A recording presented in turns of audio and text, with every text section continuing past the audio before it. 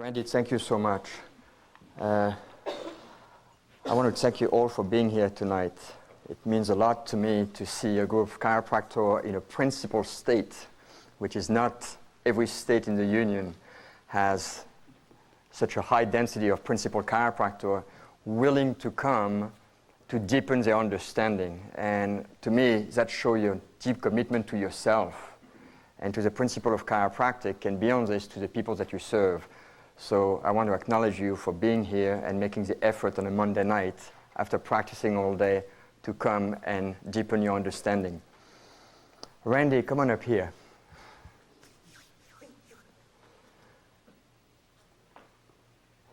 I just want to first thank you for inviting me again, and I want to acknowledge you in front of everybody, and you may want to take it in big time. Yeah. I think we need to recognize this man for, 13 years now of leadership and his dedication and commitment. It's a remarkable thing.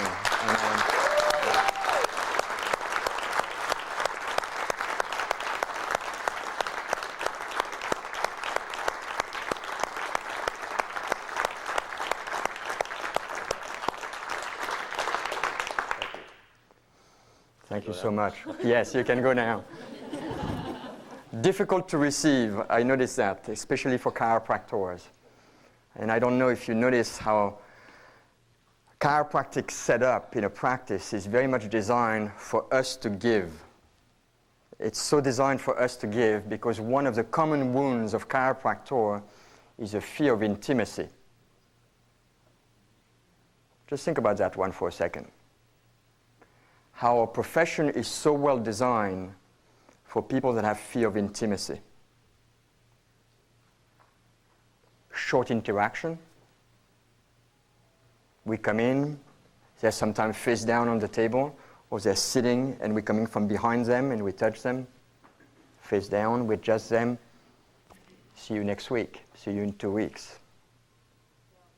It's a perfect setup for human beings that have had the fear of intimacy. And you may or may not, depending on where you are in your growth process, acknowledge this.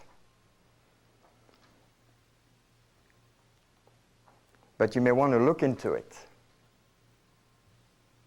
Because for a chiropractor, our profession is a fantastic outlet to give to others. And we're also in control when we give to others.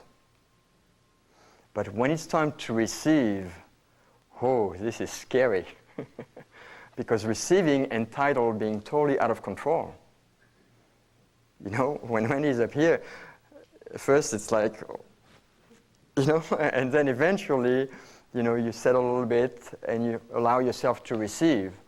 But to receive fully and be wide open is really completing the cycle of giving and receiving. And the reason I bring that up is that in your practice, if you are strictly in the giving mode, you may short sell yourself and shortchange others in your practice.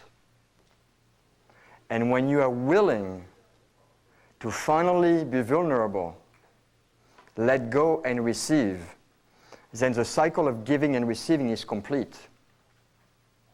And now something is going to change in your practice.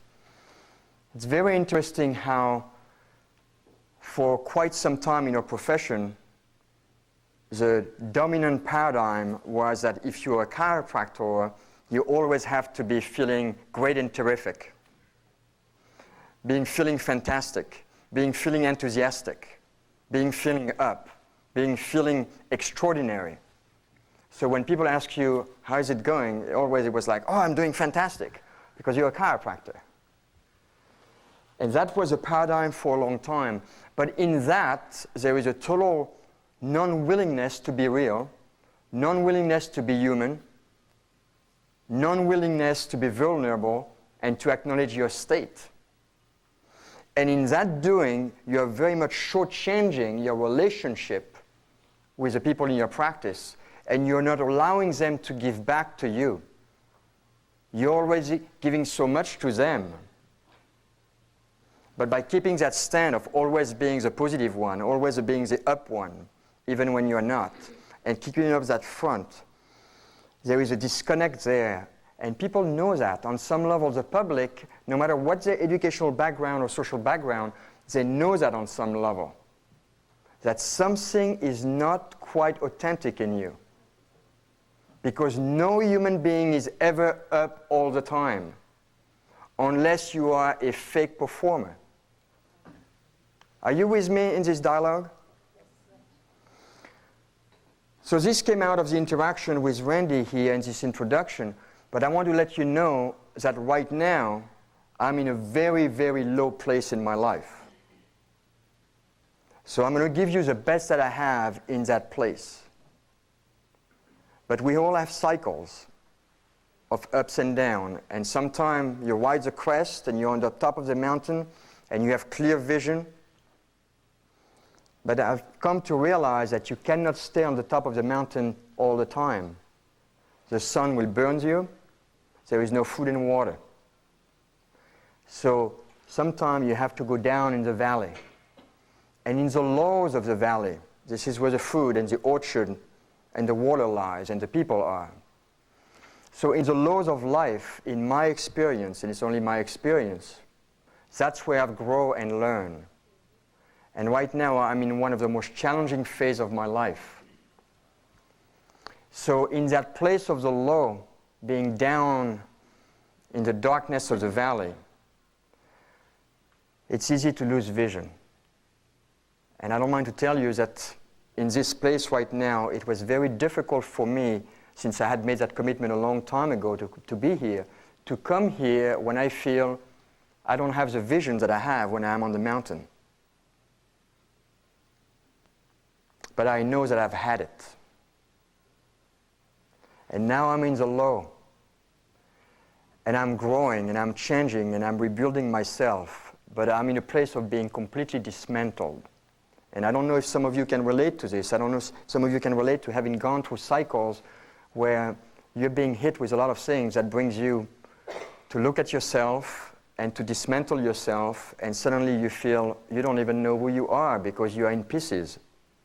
But from that place, there is a rebuilding and a reconstructing. And then you come back at a different level as a human being.